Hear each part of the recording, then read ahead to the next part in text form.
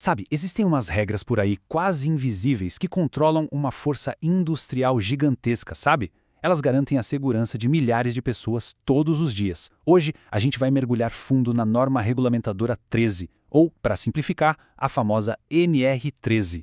Olha, pode parecer uma pergunta meio maluca, né? Mas ela ajuda a gente a ter uma ideia da energia que está ali contida em equipamentos como caldeiras e vasos de pressão. É uma força, assim, absurda que precisa ser muito, mas muito respeitada. Pois é, a resposta é essa aí, um controle super rigoroso dessa pressão. E para isso, foi criado um verdadeiro manual de segurança, super detalhado, onde cada regra funciona como uma barreira contra um possível desastre. Pensa numa panela de pressão. Agora, imagina essa panela numa escala gigantesca. É mais ou menos isso.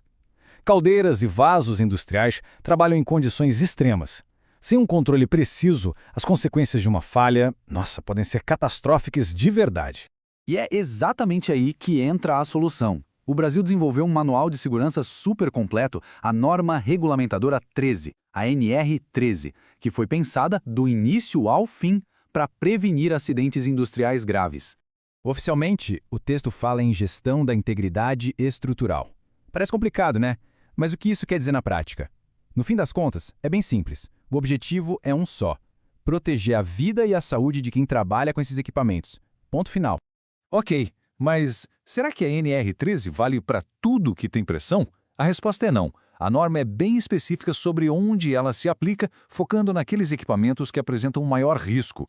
Olhando a lista, dá para ver bem a diferença, né? O foco é total nos equipamentos industriais grandes, de alto risco. A norma até usa um cálculo, multiplicando a pressão pelo volume, o famoso ponto V, para separar o que é uma panela de cozinha de uma caldeira industrial. Coisas do dia a dia, como extintores e botijão de gás, ficam de fora. Beleza, então como é que a NR13 funciona na prática? A gente pode pensar nela como uma estrutura bem sólida que se apoia em 3 pilares fundamentais de segurança. Vamos dar uma olhada neles? Mas antes de entrar nos pilares, a gente precisa conhecer uma figura super importante, que está no centro de tudo, o PLH, ou Profissional Legalmente Habilitado.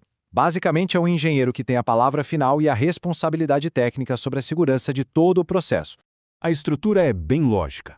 Olha só, tudo começa com a documentação, que tem que estar impecável. Depois, passa por inspeções super rigorosas. E, por fim, termina com uma operação segura feita por gente capacitada. Vamos mergulhar em cada um desses pontos. Vamos lá, o primeiro pilar é sobre conhecer o equipamento de cabo a rabo. Cada caldeira, cada vaso de pressão precisa ter o que a norma chama de prontuário. Pensa nisso como a certidão de nascimento e o histórico médico completo da máquina. Tudo junto. Esse documento acompanha o equipamento pela vida inteira.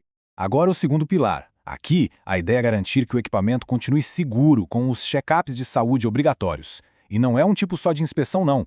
Tem a inicial, que é feita antes de tudo começar, a periódica, que acontece de tempos em tempos, e a extraordinária, que é acionada se rolar algum acidente, um reparo grande ou se a máquina ficar parada por muito tempo. E essa frequência dos check-ups não é tirada do nada, tá? A lógica é bem direta. Quanto maior o risco do equipamento, e isso depende do que tem dentro dele e daquela relação entre pressão e volume, mais de perto se tem que olhar com inspeções mais frequentes e mais rigorosas. Simples assim. E chegamos ao terceiro pilar, as pessoas. Não adianta nada ter a máquina mais bem documentada e inspecionada do mundo se quem opera não sabe o que está fazendo, certo? Por isso, a NR13 é super exigente com a qualificação. Exige formação, treinamento de segurança e muitas horas de prática supervisionada, ali no equipamento de verdade. Certo, já vimos as regras, mas e se alguém quebrar essas regras, o que acontece? Bom, a NR13 é bem taxativa sobre o que é um perigo que simplesmente não pode ser tolerado. A norma usa um termo bem forte para isso: risco grave e iminente. E o nome já diz tudo, né? É aquela situação que é a linha vermelha. Passou dali, tem que parar tudo, imediatamente, sem discussão. E olhem, não estamos falando de coisinha pouca. Operar sem uma válvula de segurança, um controle de nível que não funciona, uma inspeção que está vencida, tudo isso é motivo para parar uma fábrica inteira. São essas linhas vermelhas que dão força de verdade para essa regulamentação. No final das contas, o que a gente percebe é que essa papelada toda, essa complexidade de regras, tudo isso serve a um propósito muito claro e vital: manter as pessoas seguras diante daquela força incrível que está ali, controlada dentro dessas máquinas.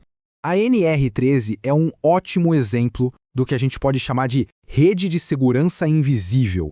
Isso faz a gente pensar, quantas outras estruturas assim super complexas estão por aí, agora mesmo, protegendo o nosso dia a dia sem que a gente nem se dê conta? Fica aí a reflexão. Valeu pela companhia.